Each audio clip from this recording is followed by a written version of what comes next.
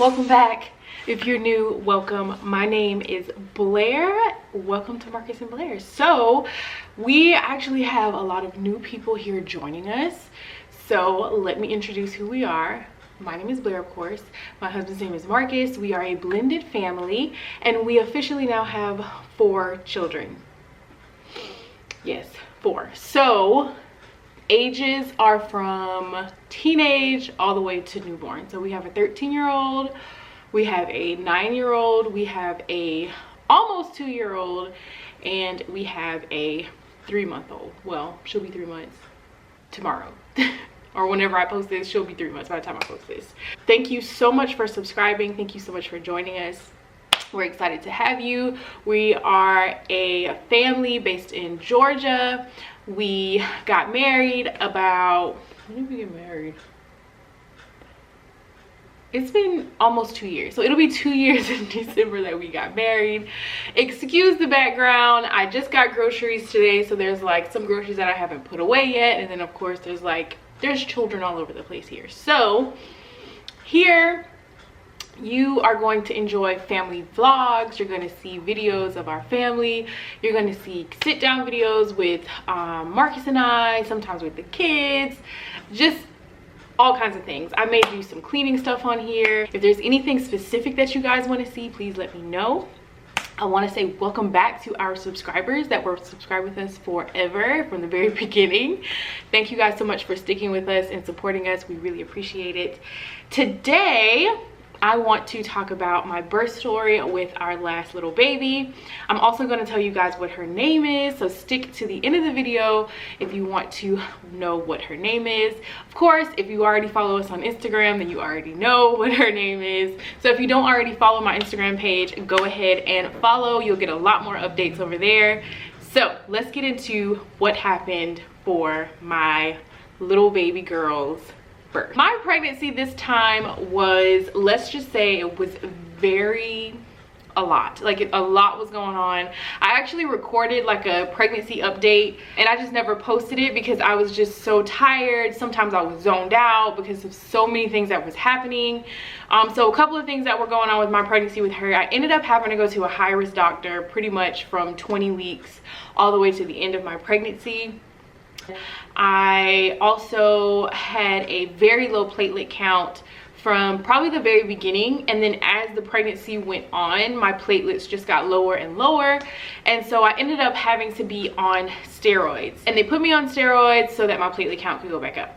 So if you have ever known a person, or if you are a woman who has had low platelet counts in pregnancy, then you know that if you reach a certain point, like a certain number of platelets below like a certain number, then you cannot get an epidural. Now, your girl is not one of those like natural mamas. Like, I want the epidural. Power to, kudos to all the women that can do it without epidural. I didn't want to be one of those women, okay? Like I don't like pain. I mean, I can tolerate pain, but if I don't have to feel it, I don't want to feel it. So my platelets were to the point where they were so low that I was not able to get an epidural. So they put me on steroids, and my hope was that my platelet count would go back up so that I could end up getting epidural when I went into labor. Now, I did not want to get induced this time. With Caleb, if you go back to my last birth vlog or my last labor and delivery story that I had with my son Caleb, we got induced and it was a hot ass mess.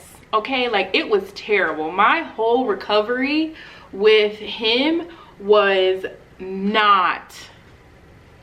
it wasn't great. Okay, so I was like, I don't want to get induced this time. Now I know that people get inductions and nothing goes crazy. Sometimes, you know, a lot of the times it goes just fine, but with Caleb, my induction ended terribly, so I just didn't want to get induced again. With Jayla, with my first girl, she came on her own, so I didn't have any issues with her. I did get epidural with her, but there were no crazy things that happened. So this time I was like, I want to go all the way until she comes on her own. I don't want to get induced. Well, that was the plan. My high-risk doctor did not want me to go past 40 weeks. So they told me just to go ahead and set up the induction for 40 weeks. So I went ahead and I set my induction for 40 weeks. So I set my induction for 40 weeks, and that was it. So I was like, I told Marcus, I was like, okay, this is probably, if she doesn't come on her own, then I'll get the induction. But I was hoping for her to basically just come by herself, like, yes, we can do this. So once we found out that I set that induction date, and I think that induction date was like March, it was the very end of March, because my due date with her was like April 2nd or something like that. But so I set it like as close to April 2nd as I could get it for when they would be able to do an induction for that time frame. So I think it was like maybe April 1st or March, I can't remember, it was March 30th or something like that when I set the induction date. So I'd let Marcus know, and everything was squared away. Then I found out about my platelets being much lower than they had been previously. Mind you guys, through my whole pregnancy, or at least from about 20 weeks on, I was getting blood work out the behind, okay? Like, I was so tired of them sticking me. They were taking blood. At one point I gave like 18 vials of blood. I had to do blood work like 3 or 4 times in 1 week. It was a mess. I was tired, just miserable, it was a lot. So I was going at least 3 different doctors. I had to go to a hematologist, the high risk doctor, and then just my regular OB. So I was doing a lot, all right? And these medical bills are out the behind now, okay? So let's just I don't even want to talk about that. But anyways, so they called me and they were like, because of your platelet count being so low, we need to induce you a week early. Like, we need to induce you. There is no ifs, ands, buts. You're getting induced. I was like, what the freak? Like, great. Like, this is exactly what I did not want to happen. I did not want to get induced. I wanted her to come on her own. So they set the induction date for March 26th. And I got my mom to come. She came I think maybe like the day before I was scheduled to get induced. I think the 26th was like a Saturday. There was nothing I could do about it. Like, it was just, you have to be induced because of your platelet counts. Your platelet levels are super low and it can be really dangerous. So I think they call it, like, when your platelet counts are super low, it's called thrombocytopenia or something like that. I could be saying that very wrong, but I think that that's what it's called. So that's what I ended up having. And they said, you gotta come, you gotta get induced. It's just, it is what it is. I went ahead, said, okay, it is what it is. I let Marcus know again, like, the due date, or not the due date, but the induction date is changed. If I don't go in labor with her before this date, then this is it. So basically they let me get to 39 weeks, and then they were like, we're gonna induce you. So I was still hoping that she would just come on her own. I was just hoping that, like, you know, I would just go into labor and not even have to get induced. I did start to have contractions, but they weren't, I didn't feel like they were anything that were gonna make anything happen. So anytime I was going to the doctor at this point to get like a cervix check, I was like 1 centimeter every single time. Barely even 1 centimeter at first, and then it's like 1 centimeter, and then it's just like, nothing was changing. So I was just like, okay, well, I'm probably just gonna get induced again, and this is just gonna be great, like, wonderful. Get to the 26th, get to Saturday. I think it was the 26th. It was a Saturday. We get to the, yeah, it was the 26th. So we get to that Saturday. I was supposed to go in at 7 a.m. I was supposed to go in at 7 in the morning. Called them to find out if they could let me come, like, if they were ready for me. And they were like, no, we don't have any beds. We'll call you at this time. They didn't call. I called back after some hours passed, and then they said, no, we're still not ready for you. Call us back at about 5 o'clock in the afternoon. I'm like, okay. So I called back at 5. No, we're still not ready for you. So it's like, okay, y'all, come on. So it's like now 10 o'clock at night. I tell Marcus, I'm like, I'm just gonna get in bed. I'm going to sleep. I'm not about to sit up and wait for these people to call me. If they call and they have a bed ready, then we'll go. If not, whatever. So during all this time, I am contracting. I'm still having, or I am having contractions. They're starting to become a little more intense as the day goes on. So I'm like, okay, cool, whatever. Maybe this is just like how it's supposed to be. Maybe they're just going to keep pushing me back to the point where I end up going into labor on my own anyways. So Sunday comes. They're like, no, we're still not ready for you. We're still not ready for you. Wait all day Sunday. I called several times on Sunday. They're like, no, we're still not ready. Again, I am still having contractions all day. So about 7 o'clock in the afternoon on March the 27th, they called and I missed the call. I missed the freaking call. So they call and I'm like, okay, let me call back. So I call them back and they're like, we're ready for you. You can come in at 10 o'clock at night, 10 p.m. So I'm like, great, perfect. So I go get my stuff together. I go take a shower, pack up my bag, or finish packing my bag because it was barely packed at all.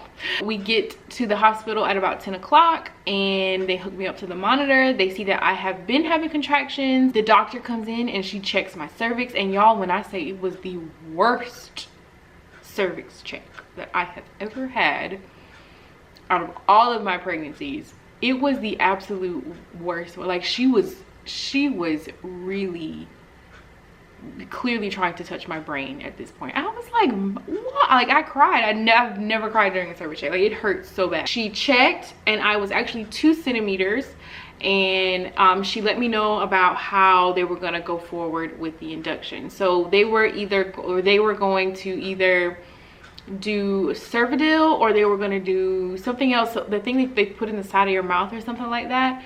But she said she wanted to watch my contractions for a little while to just kind of see what they needed to do. If my contractions were doing what they needed to do, then they would not have done that at all. They wouldn't have given me anything. They would just give me Pitocin, and then they, you know, and that would be it.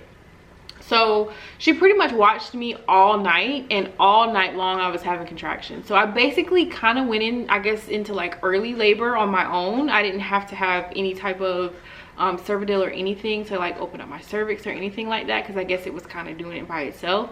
And I was having contractions all night, so she didn't have to do any of the cervix stuff for me, whatever that stuff is. So I think at like 6 a.m. they started Pitocin. My water never broke, and baby girl was still really high up. So I was dilating, but I was dilating very slow. Like I think it just took a long time for me to dilate. The Pitocin started, contractions started to get, you know, kind of like I gotta kind of stop and breathe here, and I can't really talk to you through them. And then at one point the nurse let me sit in a chair to just, because I was tired of being in that bed is just so uncomfortable. So she let me sit in a chair. I'm still having contractions. I found out that my platelets were high enough for me to get an epidural. Now, if you watched my birth, labor and delivery story with Caleb, then you know that I ended up having to get blood patches because of my epidural that I had with him. I ended up having spinal headaches. Now, I knew that there was a chance. I knew that there was a chance that I would be able, or that would happen again. And that was something that me and Marcus talked about. I also hemorrhaged with Caleb. And if you've hemorrhaged before, you have a high chance of hemorrhaging again. So I knew all of that.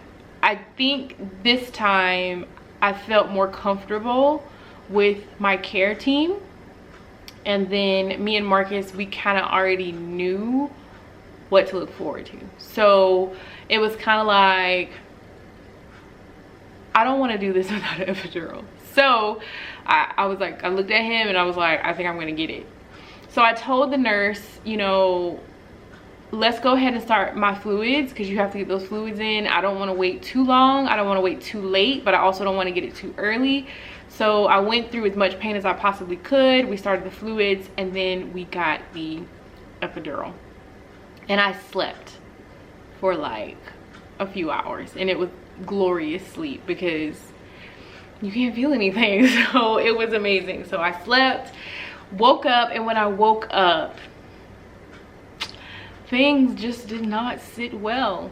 Okay, so the epidural began to wear off. I started pressing a little button didn't work. So I just started feeling everything. I started to feel everything at this point. And it was terrible. It was awful. I was still like, I think 5 centimeters. I think I had gotten to 5. My water still had not broken, and sis was still high up. And I was like, come on now. I don't want to do this. She didn't want to just burst that bag of water because she said that because the baby was so high up, there was potential that once the water, like once they broke it and the water started to come out, that the umbilical cord could possibly, something could happen with it, and then that could be really dangerous for the baby. So she poked sorry y'all, that's the monitor. So she poked a small hole in the sac, and then let the water kind of drain out. And once she broke my water, and like I said, I could feel the contractions now, and they were pretty bad. But once she broke my water, it was awful. Okay, like I said, I never wanted to go through labor without an epidural, and I give kudos to women who do it. Because you guys are amazing, like you're awesome. I didn't want to and I ended up having to. So it hurt, and it hurt a lot. But once she broke my water, I went from about 5 centimeters to like 8 centimeters like that, but baby girl was still high up. So then all of a sudden it just like, it got worse. Like it was just, everything just got worse because I went from 8 to 10 like that. And she was still high up, and it was just like awful. It was awful. So she was still high up in my I guess in the canal, and I was 10 centimeters. So they were like, okay, we're gonna start pushing. I think I started pushing around like 7:30, and it feels so good when you push. Like when that contraction comes, when you start pushing, it's like the best. Like it's like a relief when you just push. But the problem was, even though the epidural wore off, it didn't wear off on like my right leg.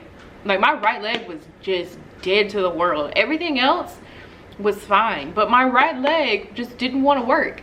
So it was almost like, I don't know, I couldn't get my bearings, and it was like I had to figure out exactly how to get this girl out of there, to make her come down. So it took about an hour of pushing to get her all the way to the place where she was supposed to be. When it was time for her to come out, her shoulder actually kind of got stuck, I guess, behind my pelvic bone. So there was a little bit of shoulder, what do you call it, dystocia? Is that what it's called? I could have said that really wrong, so do not judge me. She came out, and it felt like the biggest poop I've ever taken in my life. Like, I'm not even gonna front, like the largest poop ever. Sis was born. She was wonderful. She was perfect, just like the other two. She was 8 pounds 3 ounces. She's the biggest baby I've had, but she was the shortest baby that I've had. She was 19.75 inches. My other two that I gave birth to were 21 inches, but she was my biggest baby. Like, she was very large, and the doctor kept saying like, oh, how big were your other two? And I'm like, one was 7 something and the other one was like 7'9". She was like, oh, this baby will probably just slide right out, it'll probably be the same. She was 8 pounds 3 ounces. So that was fun. That was a lot of fun to have a butterball like that. So that's pretty much what happened. Recovery this time was 10 times better than with Caleb. We didn't have any issues after the epidural. I did not hemorrhage this time. However, my doctor, she went ahead and treated me as if I did hemorrhage. So she basically just went ahead and gave me all the drugs that she would have given me if I were hemorrhaging, just to be on the safe side. I did not have to get blood this time. So everything went really well. Recovery was great. We were able to get out of the hospital and just like, I think we stayed for a full day, and then we were able to leave. Did I sleep while in the hospital? No. No, I did not. Because sis was hungry. Sis was really hungry. And I guess the colostrum just wasn't filling her up. I did not sleep at all in the hospital. So when we got home, I was tired. I was really, really, really tired because I didn't sleep, which most of us don't sleep after we have a baby. That is what happened. Pretty quick, pretty simple. It was, I wouldn't say it was the easiest out of all of them. I think Jayla was probably my easiest. And it's probably because I was a lot younger. I think I was like 22. I was gonna be 23 like in 2 weeks after I had her. But with Caleb and this little girl, you know, 30s are different. 30s are a lot different. So yeah, that happened. So now I am going to let you guys meet her, and I am going to tell you guys what her name is. And I have a couple other people that want to introduce themselves in the video. Jayla wants to say hi because she has not seen you guys in a while, or not seen you because she doesn't actually see you, but she loves the fact that we have a YouTube channel, so she wants to come in and say something to you guys. So without further ado, meet baby girl. Here she is. Say hi. So this is Ever Eliza Stevens. This is our little baby girl. So her name is Ever, and she's the sweetest little baby ever. Like I said, she is 3 months. She's pretty much sleeping through the night. She's been such a good baby for mommy. She's always happy. She's always happy. She's doing pretty good. So yeah, this is the baby of the family now. Here she is. And our little family is, I guess, complete. What do you think, Jay? Do you think it's complete? No? Oh. We'll see. I don't know. I kept saying that this is it, so I think this is it. So we're gonna stop here. We're gonna let this be the baby, right? No. Maybe? No? So yes, this is Ever. Again, please make sure you follow me on Instagram. You can follow Marcus as well. I have our Instagram handles linked below. Please make sure you subscribe so you guys can keep up with our family, and we will see you guys in the next video.